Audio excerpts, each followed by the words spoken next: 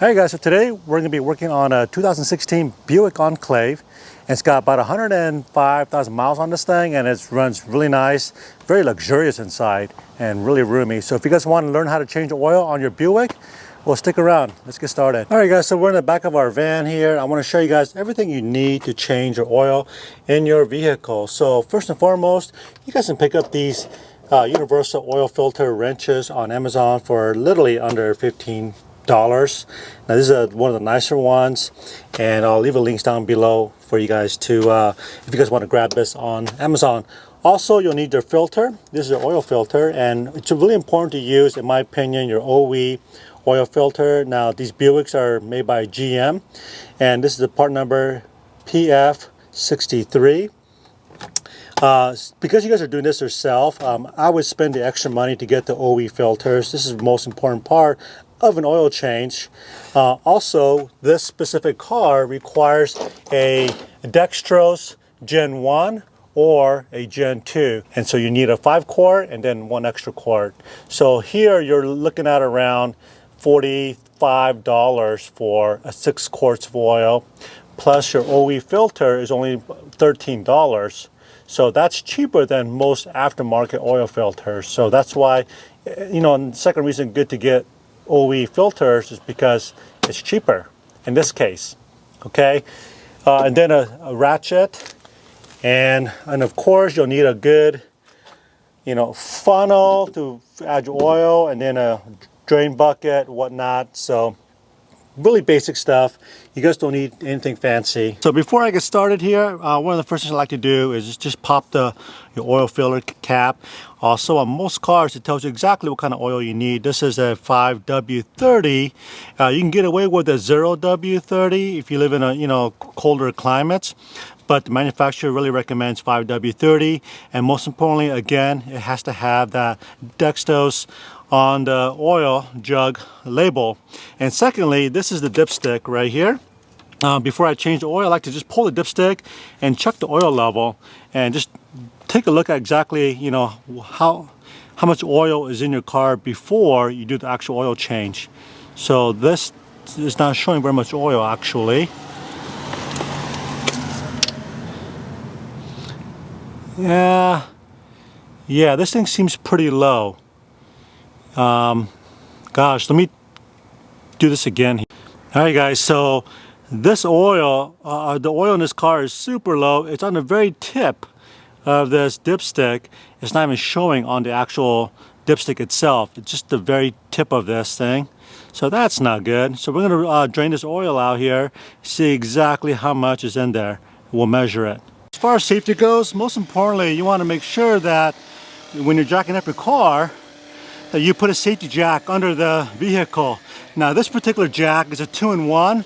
It's got a built-in rod. There's a little safety pin that goes through my hydraulic jack, so that if something happens, this locks it in. So this is like 2-in-1 safety jack slash hydraulic jack. So if you guys want to know more about this, want to look it up on Amazon, I'll leave a affiliate link down below. And then secondly, when you guys are lifting up these type of vehicles, this is what I call a unibody. When you lift up your one side, in this case the front, the back wheel also will tend to come off the ground in some cases. So you want to come over to the other side and chalk up your tires. You want to chalk it up for safety so that it doesn't move around as you're jacking it up, or you might accidentally bump into the car. You want that car to be, your car to be stable. I want to show you where the oil filter is. I'm gonna have a hard time showing you exactly how to take this thing off. It's really tight fit, so you guys can see the filter cap is right here, and then the actual filter is right down here. So let me zoom in here and show you guys.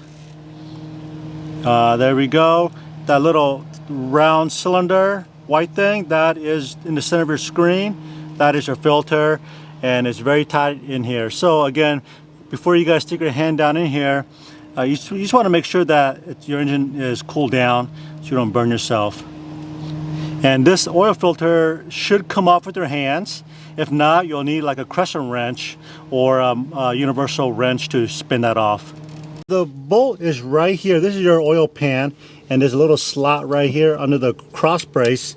And let's see, we'll figure out what size we need here. I have a feeling it's going to be 17 millimeters. It's a 15 millimeter. Okay, and then once you crack it loose, get your oil drain pan in position here, and you can basically unscrew this with your fingers. Now, one thing to keep in mind here is that you want to take full control of your drain plug. You don't want to just untwist it, because then you're going to have a big old mess. So once you feel like the oil drain plug is all the way out, you just want to count to 3, like 1, 2, and 3, and just pull it out. There you go, just like that. Ooh, that's hot. Okay, so we're gonna come back. We're gonna let this thing drain out for a while. We'll come back. I'm gonna wash my hands. All right, so this is really important. I feel like a lot of shops, from all the oil I've changed in other people's car, I see that these crush washers, or these your drain bolt washers, are recycled, meaning they reuse it. It's either because they don't have any in stock, but you definitely want to replace these, as on every single oil change, no exceptions. So I have a variety pack here. One of the most important thing here is if you can't find an OE, you can go down to Napa and they'll have one for you guys. So most important thing here is making sure that the inner diameter, making sure that the outer diameter of this bolt, the washer you're putting on, is nice and snug on there. You don't want it like this, for example. You don't want this to be like a big gap and slide on there really easy. Okay, so make sure that the washer that goes on here, it's going to be nice and snug. Okay, and now this is a little bit too big, because we want the actual washer to fit inside the actual nut itself. So just like that. So the drain bolt torque spec on this is 24 Newton meter, not foot-pounds, Newton meter. If you don't have a Newton meter torque wrench, then you're going to need 18 foot-pounds. Okay, so it's really important, do not over tighten. Ken out of the way and just do a good job of cleaning up this whole area.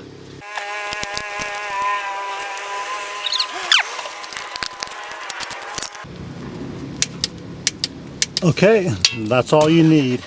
Okay, and then if you've made a little mess, come back in here with some parts cleaner. Just spray the area to get rid of all the oil and things like that. Okay, you don't want to leave oil under your car if you don't need to. And I'm kind of anal too. So there you go. Okay. All right, so we got the oil filter out right there. Now we put on some fresh oil on the seal.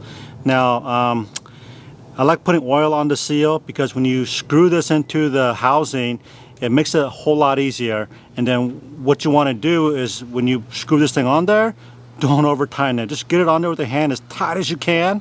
And you want to make sure you clean up the housing. Now, as you guys saw earlier in the video, there's no way I can get the camera in there to show you guys. It's super tight fit.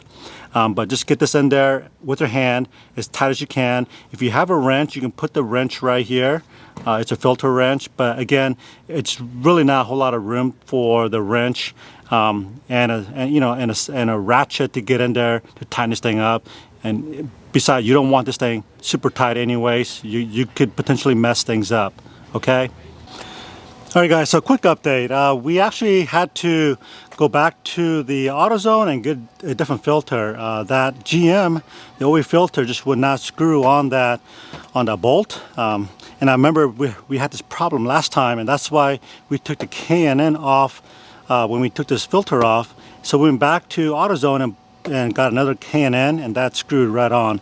And just want to give you guys the part number, 2011, HP 2011. You know, like they say, you can't go wrong with Korean parts. So we put in 6 quarts of oil, or the Pennzoil, motor oil 5W30, and again, as I emphasized in the beginning of the video, make sure you guys are using the Dextos Gen 1, Gen 2, or Gen 3.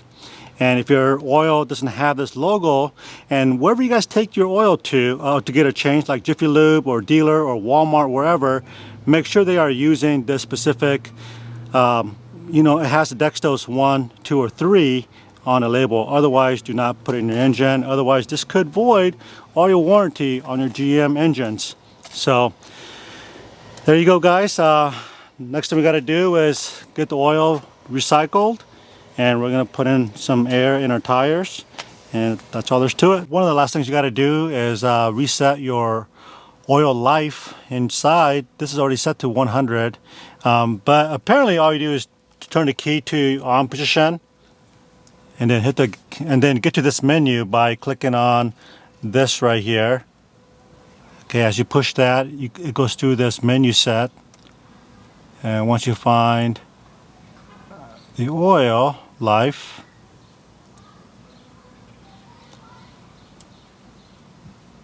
and you push the gas pedal 3 times really fast, 1, 2, 3, and it's supposed to reset itself. But you guys can find that out.